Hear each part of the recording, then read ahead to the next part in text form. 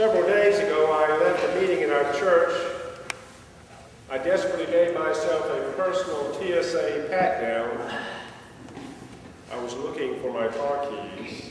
They were not in my pockets. A quick search of the parish hall revealed nothing, and suddenly I realized I must have left them in the car. Frantically, I headed for the parking lot. My wife, Diane, has scolded me many times for leaving the keys in the ignition. My theory is the ignition is the best place not to lose them. Her theory is that the car will be stolen. As I burst through the door, I came to a terrifying conclusion. Her theory was right. The parking lot was empty. I immediately called the police. I gave them my location, confessed that I left my keys in the car, and that it had been stolen.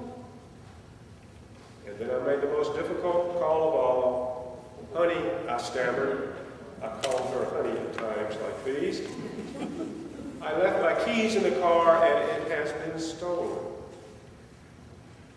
Well, there was a period of silence, and I thought the call had been dropped, but then I heard Diane's voice. Ken, she barked, I dropped you off.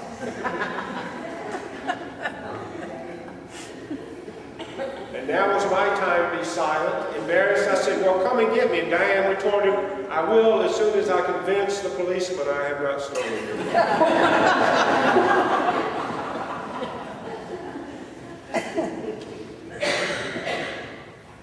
At his Get Human website, Paul English blogs about the problems of finding a human presence in our technological world. One link, he offers steps to find the human when calling major corporations in the U.S. For example, if you're calling American Express, you would press £0 in each prompt to find a human. Whereas if you're calling Bank One, you would press 00. For Circuit City Visa, I'm not even sure they still exist, he says press 0 a lot. My personal experience, he says, with automated phone systems is that by the time I reach a live person, I'm more upset than when I began the call, and the live person has to work that much harder to satisfy me. Nancy Friedman, the telephone doctor, consults for corporations. She says voicemail itself isn't the problem or even the issue. It's the dreaded automated attendant that most of us get fed up with. We either swear by it or swear at it, she says. So a marketing survey conducted on behalf of Telephone Doctor determined that 65% of us were frustrated when immediately put on hold when calling businesses, and 65% preferred doing business with companies who use live voices when answering calls versus customers using automated recordings. I've always been fascinated and captivated by the second half of the last verse in the gospel this morning, which, as we heard, says, immediately the boat reached the land toward which they were going. And just prior in verse 18, we heard that the sea became rough because a strong wind was blowing when the disciples had rowed about 3 or 4 miles. In other words, the disciples had been knocking themselves out trying to row across the Sea of Galilee. The strong wind, however, was making their progress next to impossible. So I'm going to talk about the challenge of rowing, so to speak, before talking about the boat immediately reaching land. And we perhaps know the disciples' feeling, not as a matter of rowing, but as a matter of being likewise frustrated. And so the two stories you heard at the beginning get at the frustration we feel with any number of situations in our lives. Where have the car keys gone? Why can't I talk to a person when I have a problem with my bank statement or some piece of technology that I own? And this especially can be true when it comes to computers. How many hours of frustration and vocabulary deterioration have we suffered with those machines? These two are examples of rowing, so to speak, and not making progress. And, sometimes it can be a simple task when all manner of curious obstacles jump in our way, preventing or at least horribly slowing the completion of that task. It's as if something in the universe is going awry. You know the feeling? Does the universe have something against me? It need not be a new task. It could be an everyday chore like paying the bills, doing the laundry, or simply driving to the grocery store. Those things don't take a lot of effort or brain power, but suddenly the checkbook seems to have disappeared. The washing machine won't complete a cycle, and you can't go to the grocery store if you can't find your car keys. And as frustrating as those experiences may be, even worse are those situations in our lives that really matter, like marriage, children, finances, health. And rowing against those challenges can really toss, exhaust, discourage, and even defeat us. Have you ever had a child where no amount of communication, patience, love, or therapy has helped? Maybe you have a friend or family member where the walls of communication have become completely shut down. Could be a sister or brother. Am I talking to any of you? How are we to understand, better yet, maneuver those times in our lives, small or large, where the rowing has become really impossible? Is there something we're doing wrong? Is God punishing us? Is the moon full? You may have heard some version of the following story. Recently in Dallas, Texas, a husband shopping center opened where women could go to choose a husband from among many men. It was laid out with 5 floors with men increasing in positive attributes and with each higher floor. The only rule was that once you opened the door to any floor, you must choose a man from that floor, and if you went up to the next floor, you could not go back down except to leave the place and never return. And so a couple of girlfriends went to the place to find men. And on the first floor, the door said this: "These men have jobs and love kids." The women read the sign and said, "Well, that's better than not having jobs or not loving kids, but I wonder what's on the next floor." So off they went. And the second floor said, "These men have high-paying jobs, love kids, and are extremely good-looking." Said the girls, "But I wonder what's farther up." The third floor said this: "These men have high-paying jobs, are extremely good-looking, love kids, and help with housework." "Wow," said the women. Very tempting, but there's more. And so they went up. On the fourth floor, the sign read, "These men have high-paying jobs, love kids, are extremely good-looking, help with housework, and have a strong romantic streak." "Oh, mercy," they said, "but just think what must be waiting us up on the 5th floor." So up to the 5th they went. And the sign on the floor said this on the door said this: "This floor is empty and exists only to prove that women are impossible."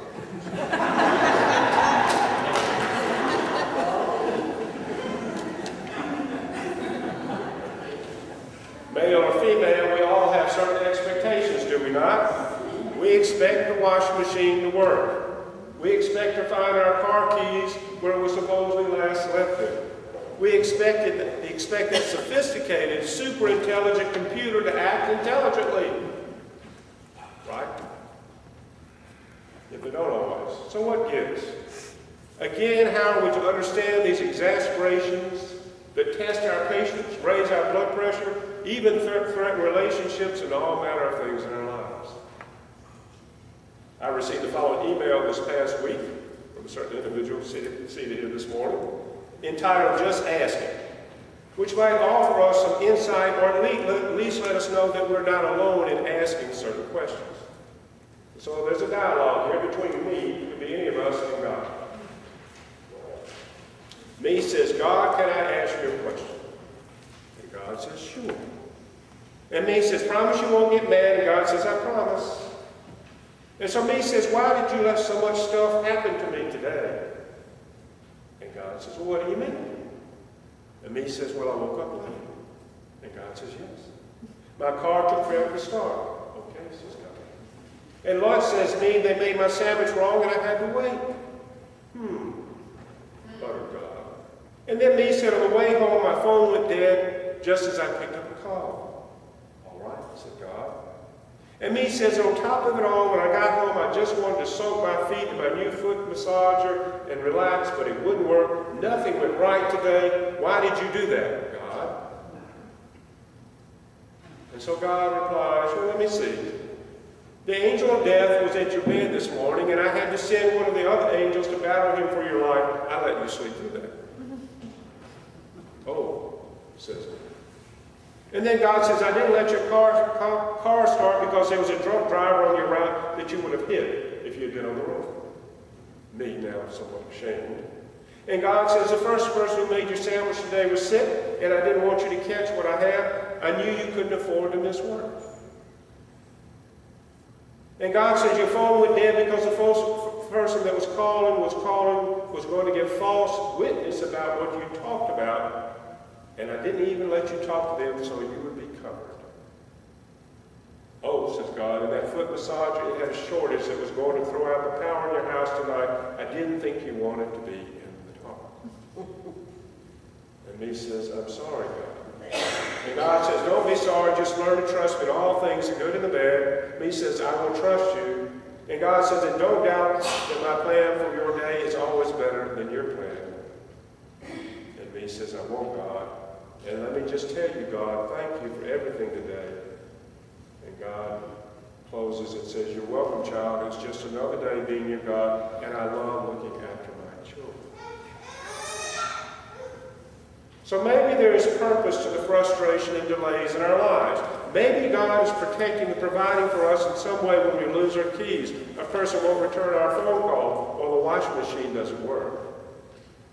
We might just be able to tell ourselves that bad things, frustrating things happen to us for a good reason. It's tempting, is it not? We can certainly rationalize about such things. Every cloud has a silver lining, as the saying goes. So let's return now to the disciples in the boat, who had been rowing and rowing and rowing, apparently making no progress, when all of a sudden you know who shows up. Jesus. Which brings us back to the verse that has always fascinated and captivated me. Immediately the boat reached the land towards which they were going. Do you get the picture here? When Jesus showed up, suddenly and inexplicably, the boat reached the land. What was that? You know, this is kind of like saying that we're driving north on I-95. The traffic grinds to a halt for some unknown reason, sort of like driving north on I-75 in Atlanta. You're stuck on I-95 around Walterboro. Who wants to be in Walterboro, right? For what seems like hours and hours, you see Jesus walking on the side of the road. You invite him into your car, and then presto, you are immediately in New York City, your destination. How did Jesus do that? This has all the in a flash instantaneousness of a sci-fi movie. Well, maybe we shouldn't be surprised that Jesus can compact time and space or move mountains literally and not just, so to speak.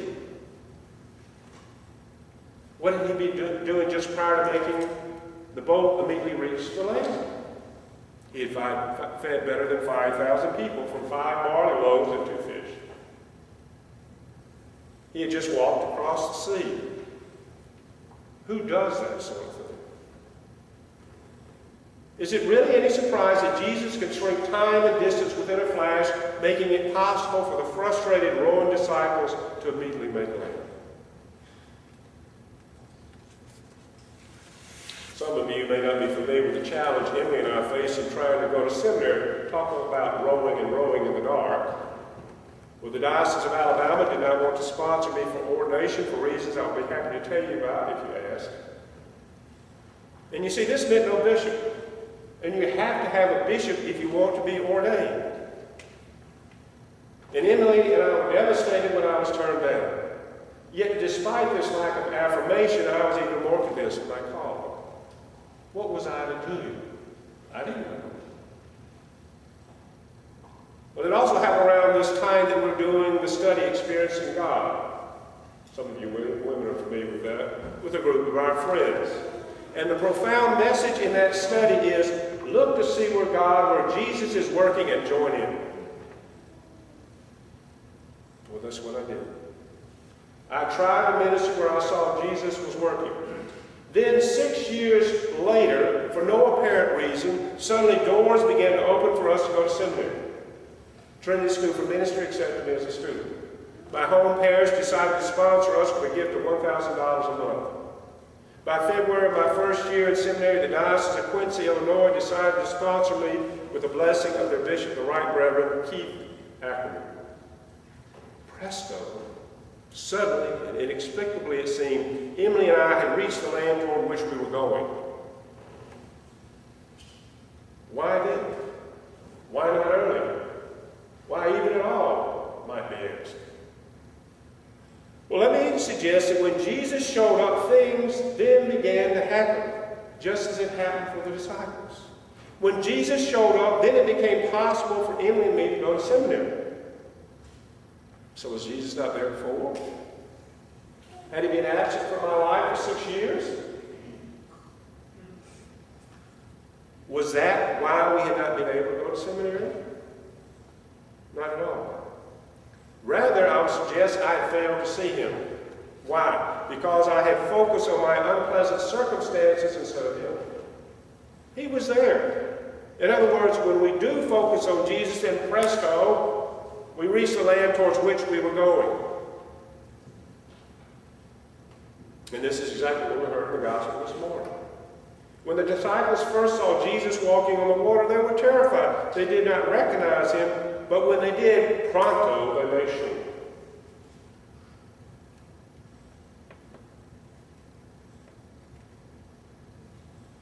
It also says that they wanted him in the boat with him. That may even be more profound. And as a matter of qualification, I believe we can be looking at Jesus, but maybe not quite recognize him. We don't see him for who he is and what that means in the way we should be living. However, when we do see him, when we do want him in the boat with us, then presto, we reach the land toward which we were going. Then presto, we find the car keys, so to speak. Then presto, looking at Jesus, but maybe not quite recognize him. We don't see him for who he is and what that means in the way we should be living. However, when we do see him, when we do want him in the boat with us, then presto, we reach the land toward which we were going. Then presto, we find the car keys, so to speak. Then presto, the rowing comes to an end. In the name of the Father, the Son, and the Holy Spirit.